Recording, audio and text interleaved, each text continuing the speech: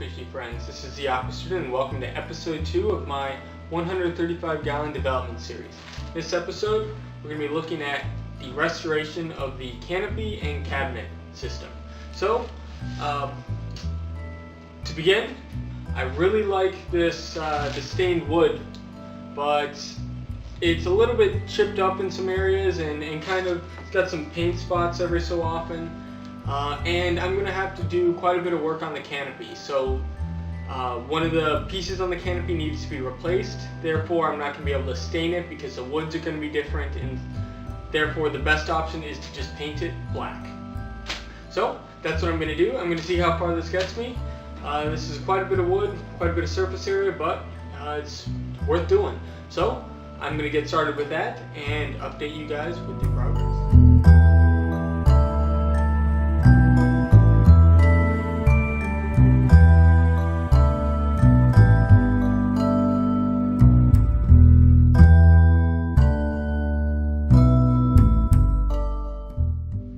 Now that the stand is all painted, let's talk a little bit about tank location and stand preparation. First of all, the absolute most important thing is that the tank sits level. Any sort of imbalance in the system will cause pressure areas, and that could lead to a blowout of one of the seams, letting water spill out all over your floor. That is definitely not what we want to have happen. So it's very simple to pick up a bubble level, maybe $5-10 at a home improvement store, and it's a huge benefit. Just simply check the top of the tank, make sure it's level front to back, side to side, check a few spots. If it is not level, take a shim, small piece of wood, cardboard, and bump up the stand in the necessary areas to level out the whole system. Let's also talk about tank location. So some general rules. When placing a fish tank, you want to avoid windows. The light coming in can lead to temperature fluctuations as well as algae blooms. You also want to avoid HVAC, so heating, ventilation, air conditioning, things like that. That can also cause, it can disrupt the airflow in the room as well as cause temperature fluctuations in the system that can be harmful to the inhabitants. You also want to avoid high traffic areas. You don't want friends bumping into them in drunken escapades. That's just not a good thing. So for a larger tank though, what do we have to consider? So there's a lot of weight going into these systems. I'll do a little bit of calculations on the board, so warning, whiteboard talk.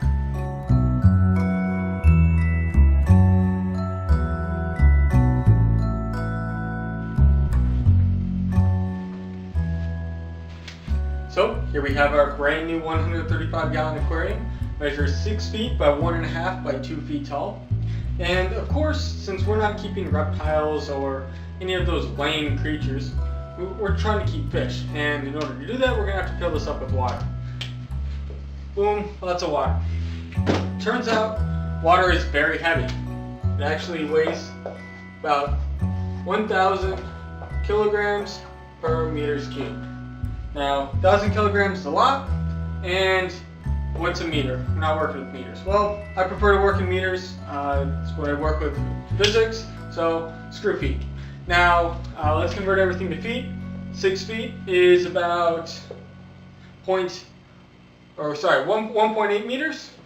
We have 1.5 feet, which is about 0.45 meters, and 2 feet tall is about 0.6 meters.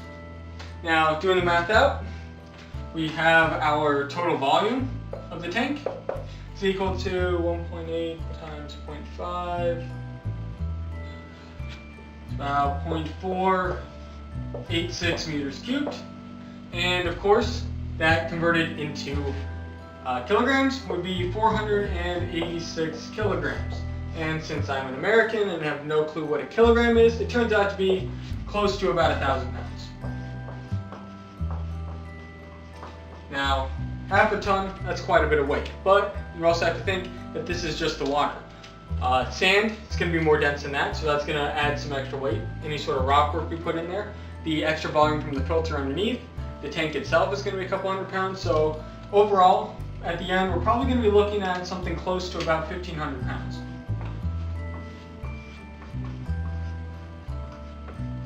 Now that's quite a bit of weight. We can look though to see how we're going to be able to handle that right now. So now that we know how much water we're dealing with and how much weight, let's talk a little bit about what we can do to deal with it.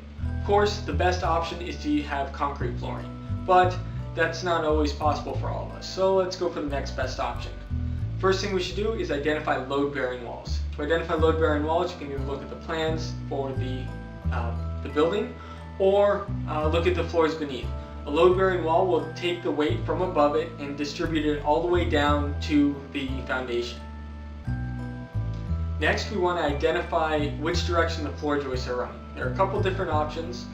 Generally, the floor joist will run along with the slope of the roof. The slope on my roof runs that way, which means the joist on the floor should also be running that way. That's one way to look at it. You can also pull up the subflooring, you can see here, and look at the way the direction the subflooring is going. A lot of times, or at least in newer builds, it's plywood, so it might not be as useful. But in my case, this is an older apartment, and the subflooring runs this way, which means the floor joist is going to run perpendicular to that, and I want to run alongside that. Another potential option is to use a stud finder. Some of them have deep range sensors, which can potentially penetrate through carpet and can help you identify floor joists. I have not tested this out myself, but some say that it's possible. It's something that you are more than welcome to try. So now that we know which direction the floor joists are running, what we want to do is place the tank perpendicular to these. That will spread the weight of the tank over as many floor joists as possible, and therefore into the load-bearing wall, distribute it out as much as possible, and then down into the foundation. We also want to place this against a load-bearing wall as much as possible. That means that way the force of the tank is going to go into the wall rather than being spread out over the floor. Let's talk a little bit about stand design. This stand is a very good design for a larger tank. It has a solid bottom, which means the weight is going to be spread out over that full 6-foot area.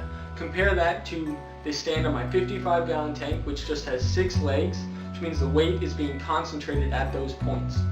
Some people say that putting a piece of plywood underneath the stand, like a similar stand to my 55, will help distribute the weight.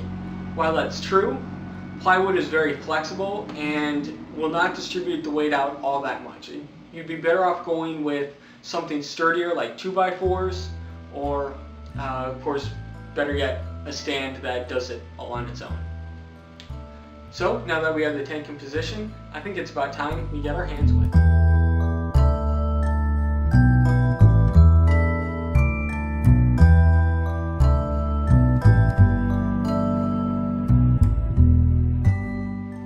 So here we have it. Jumping a few days into the future, the tank has been holding up quite nicely. There have been no leaks at all. Plus, the stand has been holding true. The tank is still level, and the floor is holding up quite nicely. So, thank you guys very much for watching. If you enjoyed, please like me on Facebook. That's facebook.com/aquastudent.